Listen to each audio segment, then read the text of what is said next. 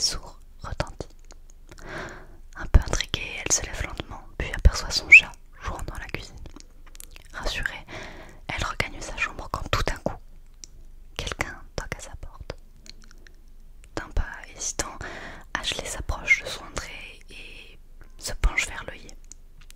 Ne voyant personne, elle décide de retourner se coucher. Une fois endormie, l'appartement tout entier est plongé dans un silence profond. Un miaulement très fort rompt le calme qui régnait. Le chat miaule de plus en plus fort en direction de la porte, mais Ashley, dans une phase de sommeil total, ne l'entend pas.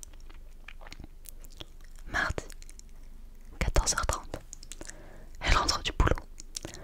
Une fois arrivée chez elle, elle trouve son frère sur le canapé, regardant la télé.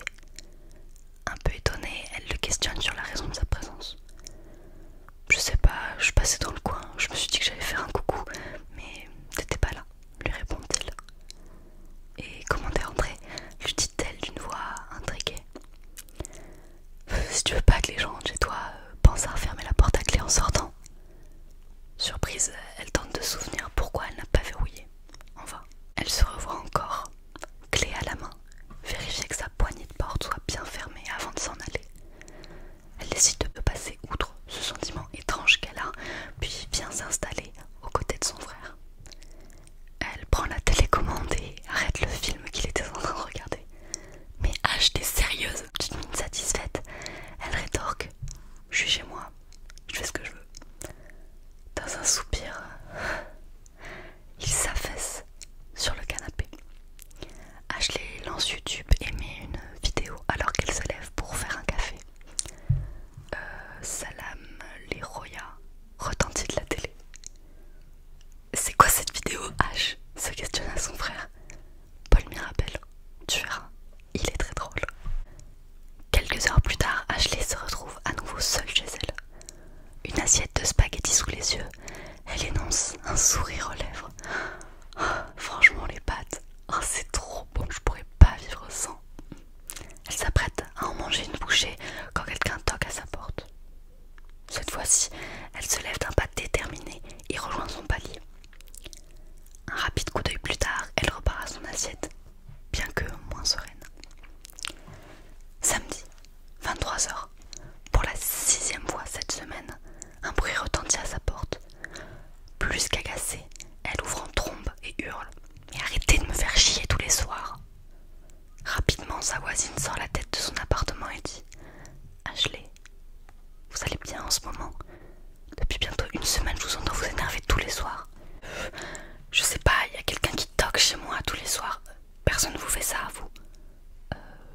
Non, pas que je sache, lui répond-elle d'une voix légèrement inquiète. Ashley n'attend pas plus longtemps avant de rentrer et referme la porte à clé. Mercredi, 15h. En arrivant à sa porte, elle se rend compte avec surprise qu'elle est entrouverte. « Ah mais qui voilà-je » entend-elle d'une voix qui lui est familière. Ashley pousse lentement sa porte et voit son frère devant la télé. Rassurée, elle le rejoint sans se poser plus de questions. Le soir même, vers 23h, alors que son frère est encore là, c'est la seule fois depuis quelque temps qu'elle n'entend aucun bruit à sa porte. Pensant que son cauchemar est enfin fini, elle raccompagne son frère chez lui, puis rentre se coucher. Dès le lendemain, les coups reviennent. Ashley a un sentiment étrange qui lui dit de partir d'ici et décide donc de prendre son chat, son téléphone et de partir chez son frère.